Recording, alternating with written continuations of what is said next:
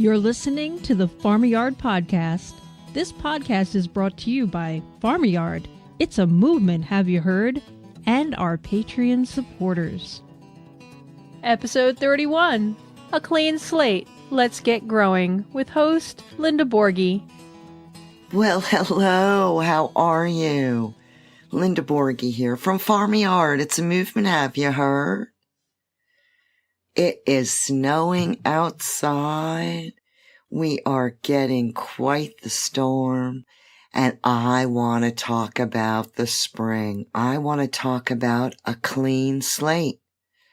That's what everybody thinks about the new year, that it is a clean slate, a chance to do what we always wanted to do and make our plans right from the very beginning. So I want to talk about a garden. I want to talk about why. This is the year that I believe I'm going to make people pretty uncomfortable, and then I'm going to make them comfortable with being uncomfortable. Isn't that silly? Uncomfortable in the fact that our food is poisoned. Really, it is. Going to the supermarket, it's like, a roulette wheel. Is this going to hurt me? Is that going to hurt me? Instead of having to do that with 100% of your food, why not just take a category? Why not just take a section of what you and your family are consuming? Like, let's say greens. And why not just focus on growing that? We've got some pretty dire situations in our country. I'll give you a few examples. In the last century, we have lost 92% of our fruit and vegetable varieties. And they're gone. They're not going to come back again. If we don't grow them, they become extinct, And that's a big number, only having 8% left. I mean, if you took a look at seed catalogs from the early 1900s, or what seeds people were growing 30 years ago, there were so many different varieties. And variety is the spice of life, right? Just like diversity is the spice of life. So if we don't grow, then they will become extinct. So 92%. Here's another statistic. Within the next 10 years, 50% of all of the farmers in the United States, they're going to be retirement age. Half of our farmers in 10 years are going to reach the age of retirement, 65. So who's going to grow this food? Are we going to have to get all our food from other countries? I mean, onions from Peru, garlic from China. It's so unnecessary, folks. Just growing 100 square feet, 100 square feet, 10 by 10, will save you about $700 in your grocery bill every year. But I understand that if you know nothing about growing, if you've never grown anything, then it could be a very daunting task, very daunting. And fear of failure. And then let's say you do go out and grow and then you fail. Your chance of going back to that pool is nil to none. So that's what I would like to do, is to give you the skills necessary, give you the confidence, give you a group environment in which you can ask all your questions and go out there and do it on your own and be successful in the growing of food. I did not come from a family of farmers, and no one really taught me anything. I can't tell you how many mistakes I made, thousands of dollars of mistakes. But I persevered. I was very connected to the food that I was eating, and I really am still searching for the best models. Now, I grow biodynamically. That really means that my focus is on growing soil. In the growing of soil, the plants grow on their own, and you really don't have to worry too much about pests. If your plants are healthy, the pests aren't going to attack them. It's just like disease. They go for weak hosts, right? But if you got a very strong, healthy environment for those plants to grow, you're not going to get the pests that others get. So soil is the focus. So let's say right now you have a front yard, a backyard, and you've decided that you're going to put in a garden, right? The very first thing that you need to do is to put it onto a piece of paper. You have to take your pen and put it to paper. Benjamin Franklin taught me that when we put something to paper, it suddenly becomes real. So on a piece of paper, just draw a square. There you go. That's your 100 square foot garden. Now, what do you eat? What do you love to eat insofar as produce is concerned? Once you've decided, let's say you want lettuce. See, this is a time for gathering information. Let's say you want to grow all your produce. Well, you have to know how much produce you and your family are eating, right? So what I would do is I would save all of my grocery receipts for 2 to 3 weeks, even a month. And then I would do a spreadsheet on every item that I purchased in the produce department. I would do by category, by weight, and price per pound, because you could see in real life right on that piece of paper what you will be producing for your family through the knowledge that you're going to gain, through these set of skills that you're going to learn on how to grow food. So now you'll know on an average of what you would need. Now, if you eat seasonally and you're doing this in the winter, just think about that as well. Do you eat as many potatoes in the winter as you do in the summer, and vice versa? So just to get a ballpark, after you've gotten that ballpark, then start to order seed catalogs. I'll put a list in the show notes of some of the seed companies that I purchase from, and I've purchased from these companies, some of them for over 30 years. Thank God they're still around.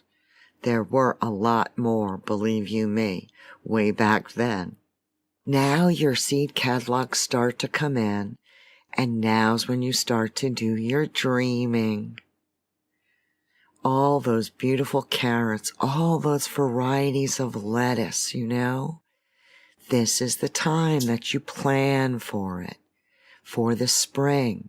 Spring brings new life. And right there in your hands, in the winter, you are dreaming about the spring.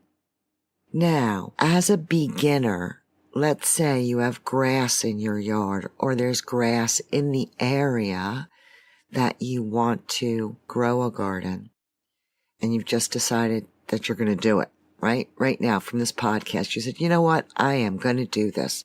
This is a clean slate, and I am going to start this year off the way I want to, planning for my sustenance, for me and my family or my neighbors or whomever.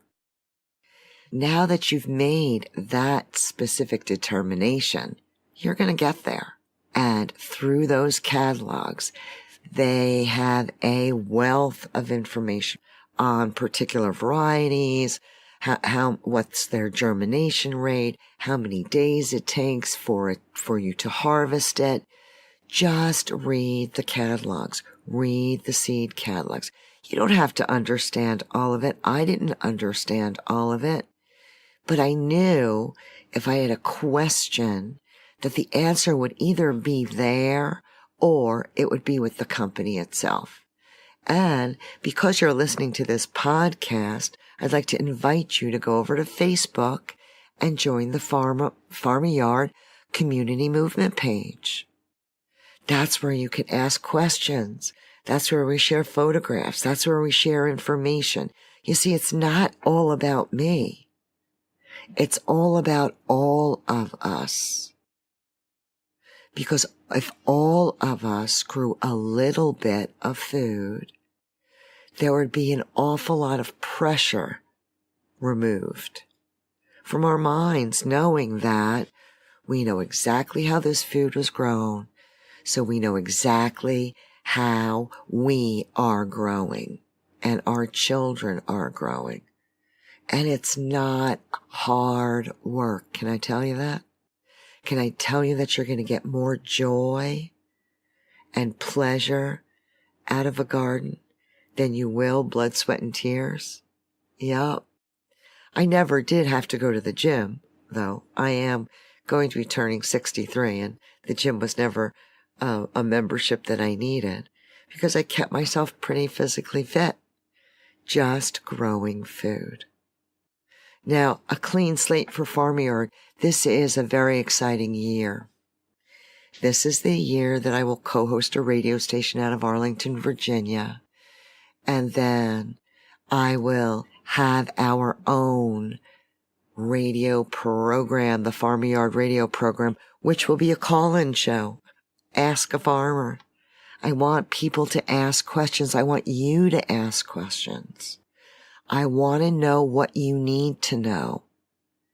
And then, if I don't have the answer, I guarantee you I will get the answer for you.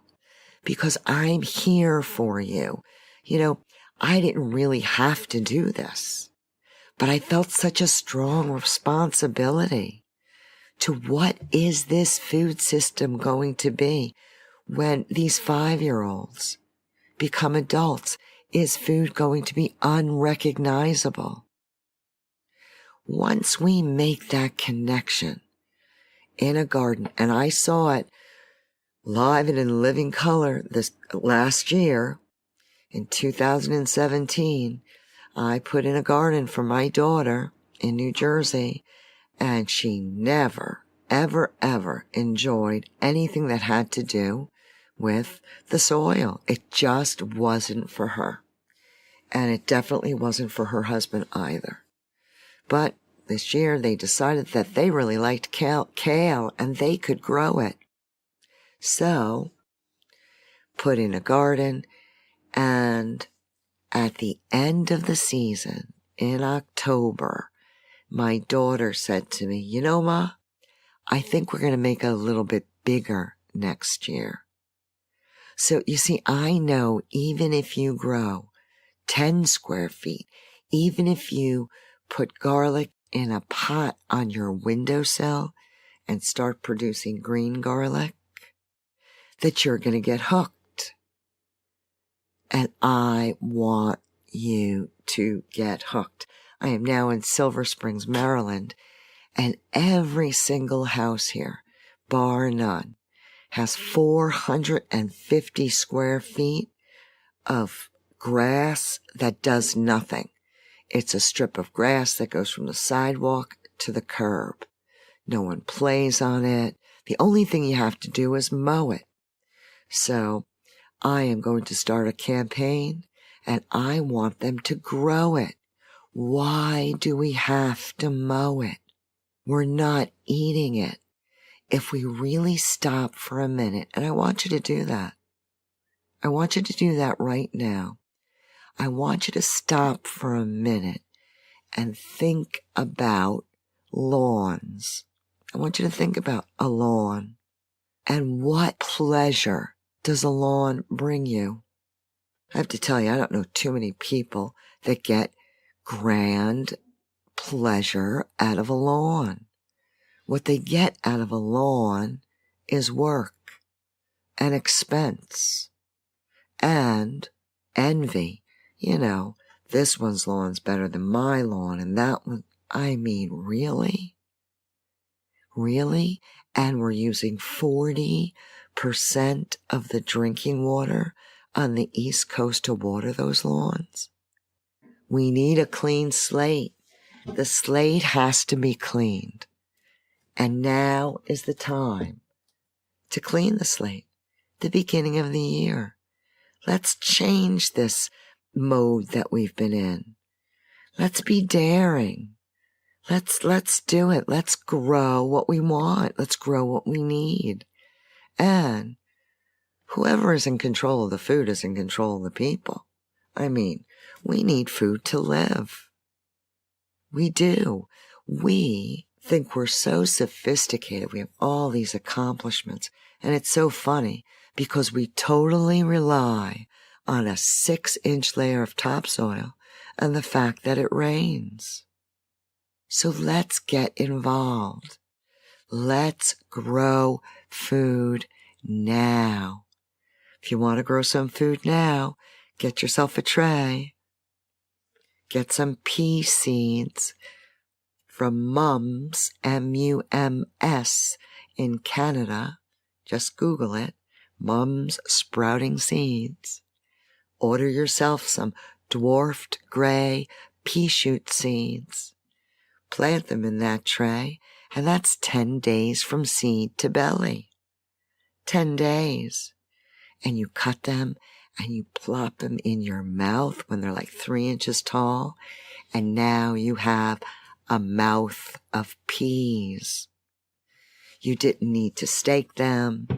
You didn't need to shell them. All you needed to do was sow them. And that's what I want everyone to do. I want them to sow some seeds. I want you to sow some seeds. I think this would be a great motto. Sow, eat, repeat. What do you think? Well, I hope I've encouraged you. I hope I've motivated you. I know I am ready to rock and roll this year. I am ready to get this information out. Make yourself a commitment to go and listen to all of the Farmyard podcast episodes. I have interviewed some amazing guests that have gifted us with such important information. Information for now. Get on our email list. Go to farmyard.com and get on our email list. And if you have a question that just you need a burning answer for, just email me at linda@farm-a-yard.com. I am here to help, and my entire team is here for you as well. Well, I thank you very much for listening. I hope your slate is clean and you've got shovels on your mind. I want to thank all of our Patreon supporters for supporting this podcast. We couldn't do it without you. And I wish all of you the best of this new year. I will see you on the flip side. And until then, go farm your yard. Next on the Farmyard Podcast, homesteading in Dover, Delaware, with host Linda Borghi and guest Rachel Emerson Yokum. This podcast is community supported. We thank everyone for tuning in, and a special thank you goes out to all our Patreon supporters. If you enjoy our content, please subscribe and share. You can help support us through Farmyard, all one word, on patreon.com.